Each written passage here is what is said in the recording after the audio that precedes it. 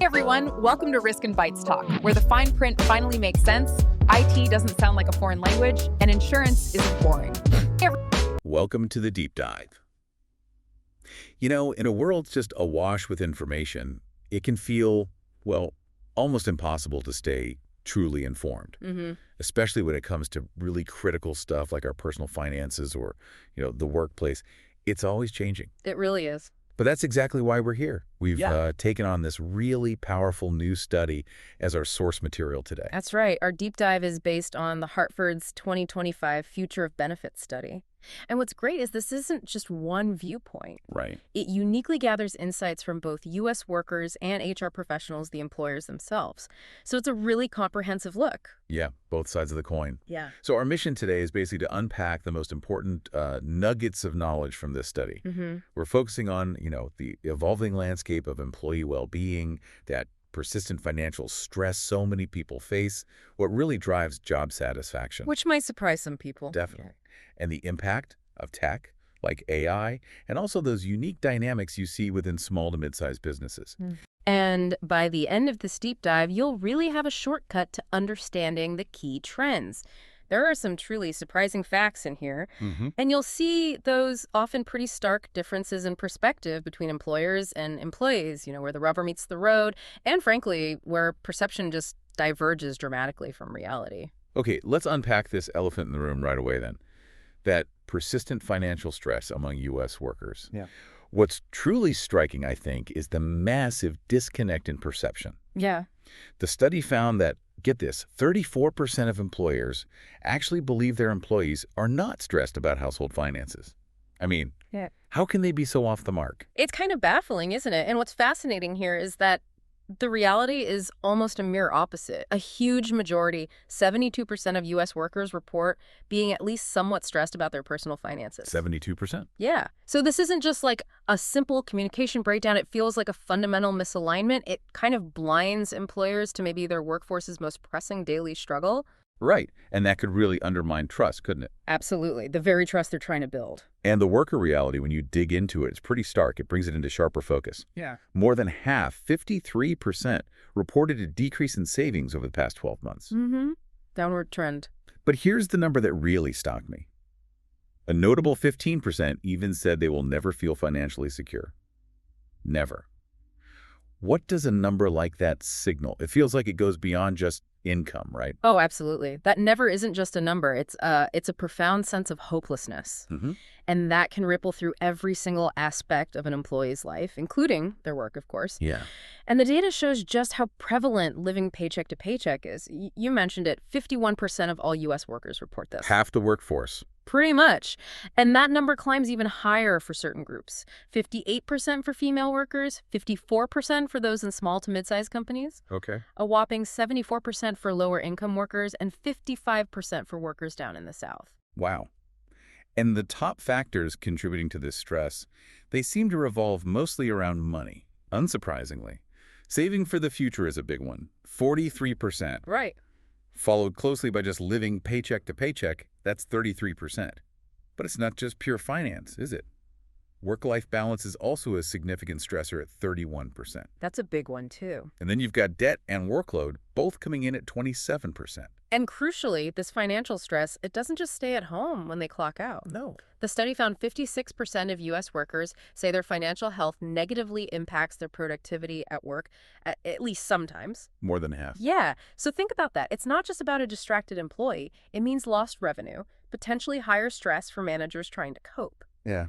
It's a fundamental challenge to the company's bottom line. It really is. It's a wake-up call, you know? Financial well-being isn't just a nice-to-have personal issue. It's actually a critical business metric. That's a great point. But despite all that stress, all those numbers, I find this next point, frankly, a bit baffling. Nearly half of U.S. workers, 41%, expect their financial situation to actually get better in the next year. Yeah. What's your take on that sort of paradox of resilience amidst the current struggle?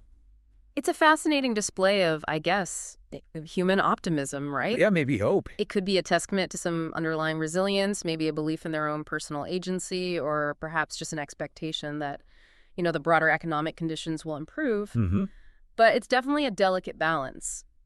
While there's hope, that current reality of financial strain, it remains a really powerful force. Okay, so shifting gears slightly, but still on these perception gaps. Here's where it gets really interesting. Let's talk about job satisfaction. The study reveals another pretty significant gap here. A full 78% of employers believe their employees are satisfied with their jobs. 78%. Seems high. It does. And I have to ask, I mean, if employers are so far off on financial stress, are they also maybe misjudging job satisfaction? Well, the data suggests they absolutely are. The reality from the worker side looks quite different. Only 47% of U.S. workers actually report being satisfied. 47 versus 78, that's huge. It's a massive gap. And it's even more pronounced in the Northeast. There, 84% of employers think their people are satisfied, but only 40% of workers agree. Wow, less than half. Yeah. So this isn't just like a simple miscalculation. It suggests employers might be missing deeper cues about how employees are actually feeling, which, can be critical for retention and overall morale. Sure. Now, despite that satisfaction gap, the study also says U.S. workers actually stay with their employer for, on average, about 6 years. And they plan to stay for another 6. So there's some stickiness there. But for the 25%, the quarter of workers who are planning to leave within the next 2 years, the reasons are pretty clear. Right. What are they looking for?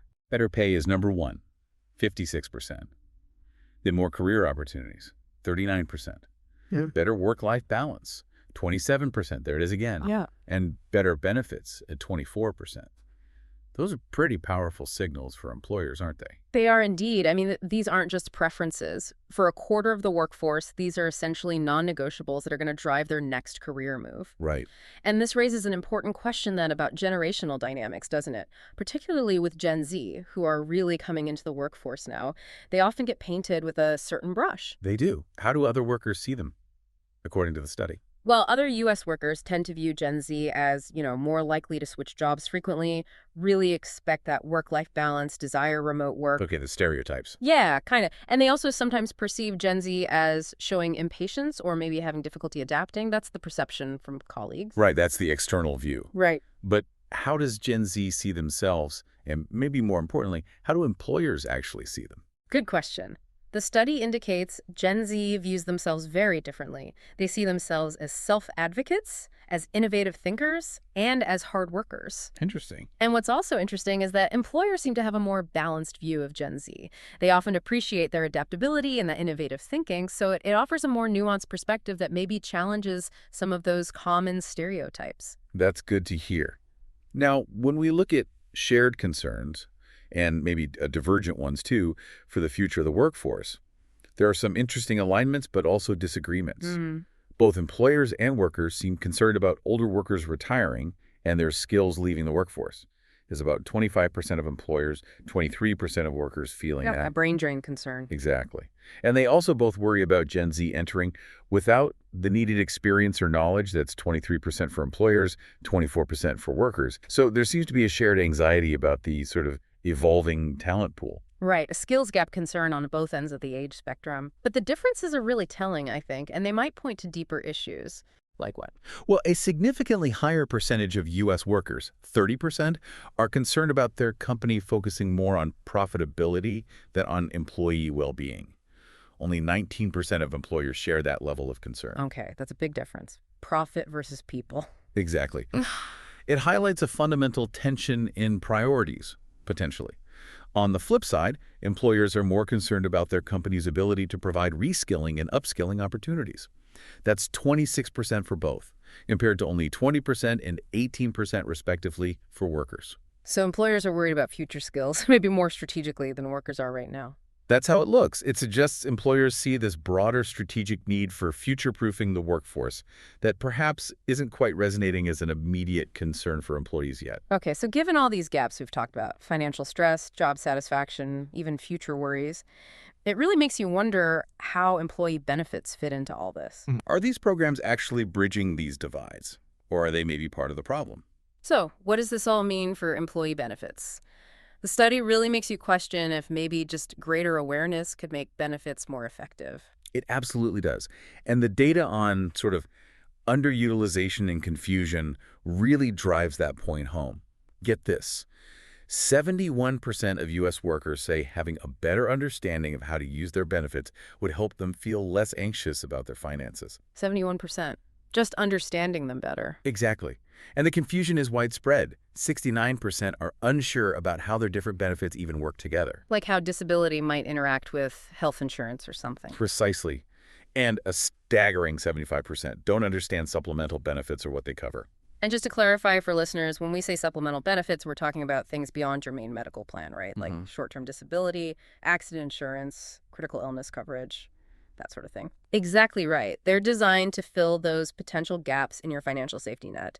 Huh. But as you said, if employees don't even know what they are or what they cover, well, they're not very useful, are they? Not at all. And it's not just a problem during that annual open enrollment rush either. Yeah. 35% of U.S. workers say they want to learn about benefits year-round. Continuous education, basically. Right. And from the employer side, they see the challenges too.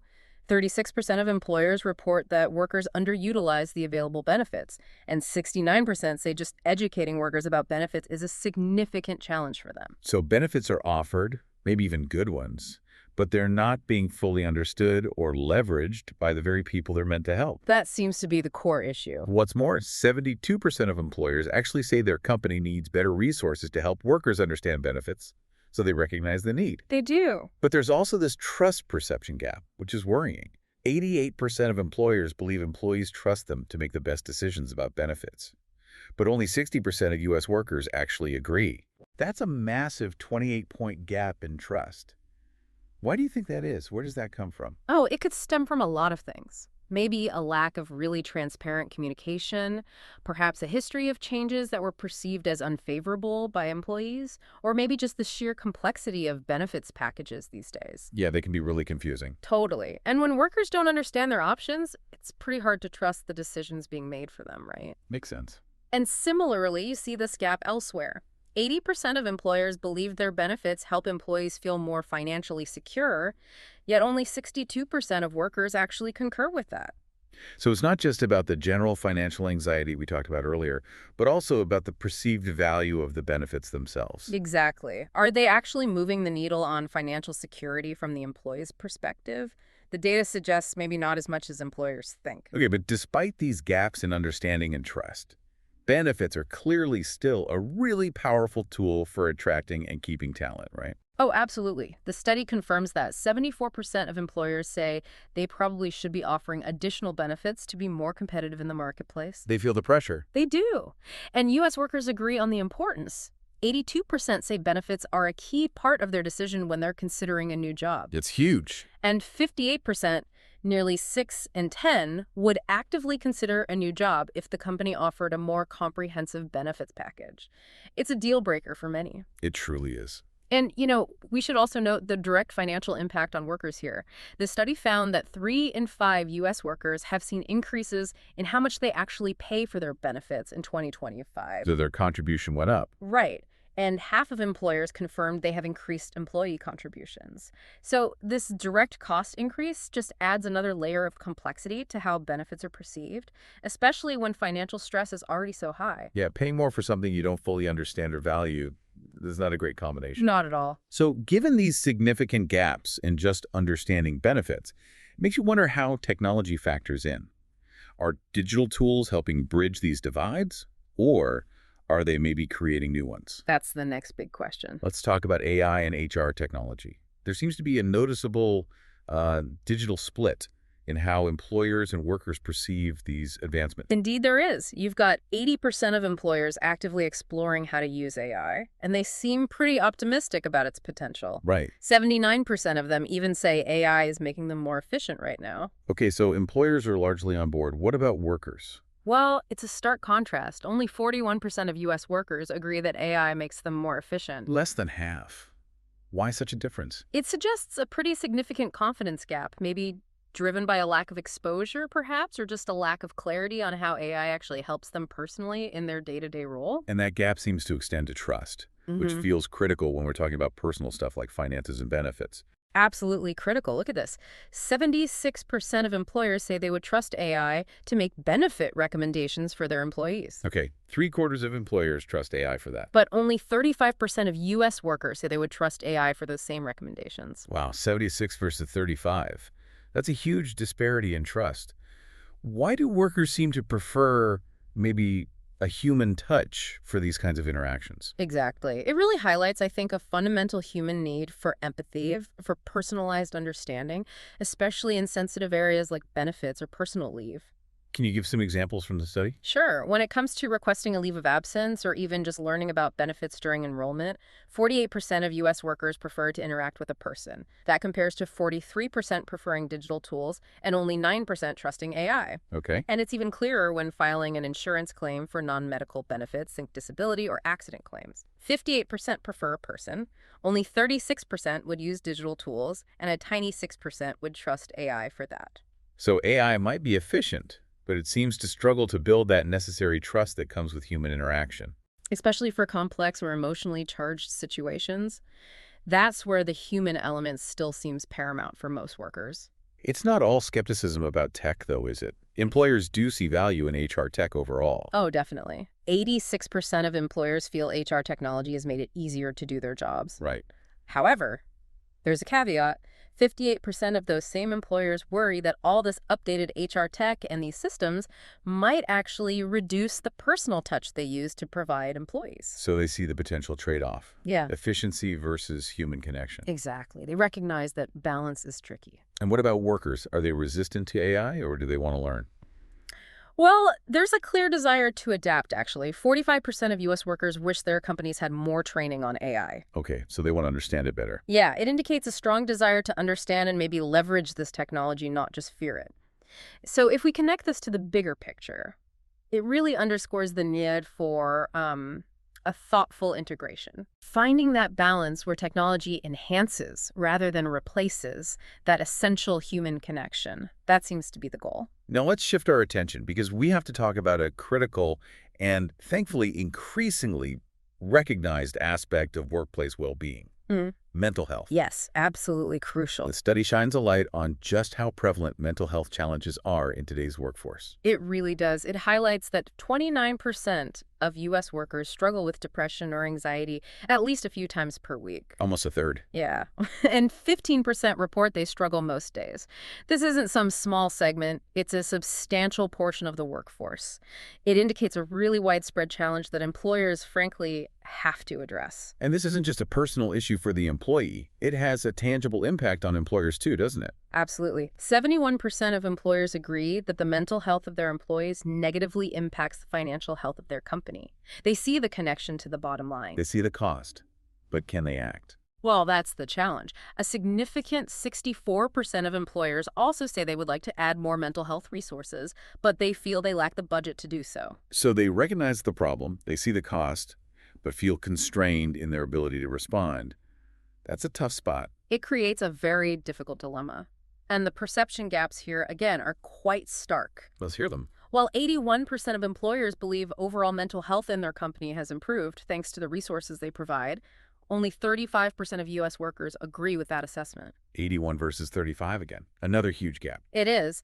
And similarly, 71% of employers believe that stigma prevents employees from seeking help for mental health issues. But only 36% of U.S. workers agree that stigma is the main barrier. So what do you make of these vast differences? Employers think their resources are working and stigma is the problem. Workers disagree on both points. It suggests, perhaps, that while employers might be putting resources in place, maybe the message isn't landing effectively with employees. Or perhaps the resources themselves aren't quite meeting the actual needs. Or maybe the perceived barriers to access aren't stigma, but something else like time, convenience, or awareness. Right. And when you look at generational differences here, Gen Z really stands out again, doesn't it? It does. 40% of Gen Z workers report struggling with depression or anxiety. That's a noticeably higher percentage compared to other generations in the workforce. 40%. Why might that be? It could point to unique challenges for younger people entering the workforce today. Maybe different societal pressures, different expectations around mental health support, or maybe they're just more willing to report it. It's complex. Definitely something for employers to consider, especially as Gen Z becomes a larger part of the workforce. Okay, to sort of wrap up our deep dive today, let's dedicate a specific segment to the unique challenges and opportunities for small to mid-sized businesses. Yes, the SMBs, which the study defines as those with fewer than 500 employees. How do these smaller companies fare in this landscape we've been discussing? Well, financially, SMB workers seem to be feeling the pinch a bit more, or at least not seeing improvement as much. They're less likely to say their financial situation has gotten better this past year, only 18% compared to 29% at larger companies. Okay. And 60% of SMB workers reported their financial situation just remained the same, compared to 49% at larger companies. So more stagnation, less improvement. Seems like it. And consistent with the overall trend, 54% of U.S. workers at SMBs live paycheck to paycheck, which is slightly higher than the 48% at larger businesses. So it paints a picture of SMB employees maybe facing a bit greater financial precarity. Here's an interesting potential opportunity for SMBs that came out of the study. Well, 65% of SMB workers say a better understanding of benefits would help them feel less anxious, similar to larger employers. SMB workers are actually slightly less likely to be unsure how their benefits work together. Oh, interesting. Yeah, 35% unsure versus 37% at large employers. And they're also slightly less likely to not understand supplemental benefits, 31% on track, 37%. Does this suggest maybe an opening for communication? Could SMBs leverage their smaller size for more personalized benefits education? Absolutely. I think that's a key insight. Their smaller scale, it can allow for more direct, maybe more one-on-one communication about benefits, potentially building greater trust and understanding compared to the sometimes larger, more impersonal structures of bigger companies. Right, a chance to connect better. Exactly. Despite this potential advantage, though, competitive pressures are definitely high for SMBs. 71% say they feel they should be offering additional benefits just to stay competitive in the marketplace.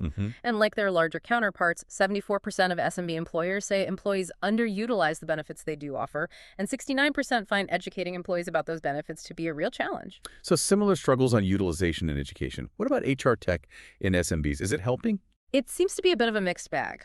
On the one hand, 86% of SMB employers agree HR tech improves the overall online experience for both employees and themselves. That's high. Very high.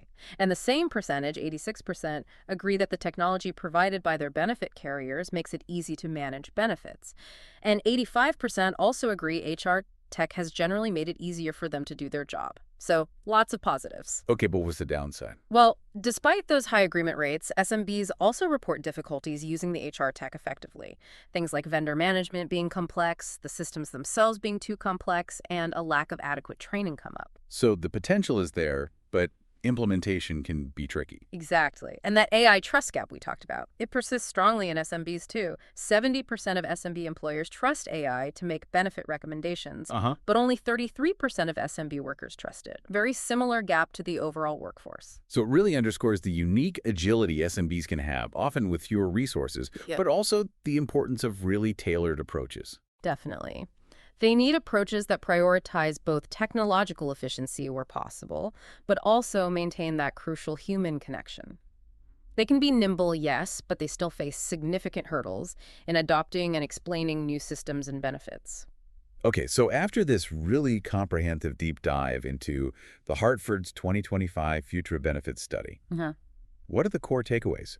We've seen this widespread financial stress really impacting productivity. Huge impact. These significant perception gaps between employers and employees across the board, benefits, job satisfaction, technology, The disconnects are clear. and those specific dynamics facing the small to mid-sized businesses. It's definitely a complex picture, but there are some clear patterns emerging, wouldn't you say? Absolutely. And I think the study makes it really clear that employers are uniquely positioned right now to act as a stabilizing force in their employees' lives, potentially. How so? Well, through robust benefits programs, but crucially, programs coupled with prioritized benefits education. That seems absolutely critical to start bridging those trust and understanding gaps we've discussed all through this deep dive. So it's not just offering benefits. No, it's about moving beyond simply offering them to truly ensuring they are understood, valued, and utilized, making them a genuine part of employee well-being and engagement strategy. Right, building that trust, which leads us perfectly, I think, to our final thought-provoking question for you, the listener. Okay. Given these really significant gaps we've uncovered and the constantly evolving workplace needs, what do you think is the single most impactful step employers could take right now to move from simply offering benefits to truly supporting and engaging their workforce in a way that genuinely fosters trust and well-being? That's the big question for employers. And maybe even more importantly for you listening, what can you do starting today to better understand the resources, the benefits, the support systems that might already be available to you within your own workplace? Something to think about.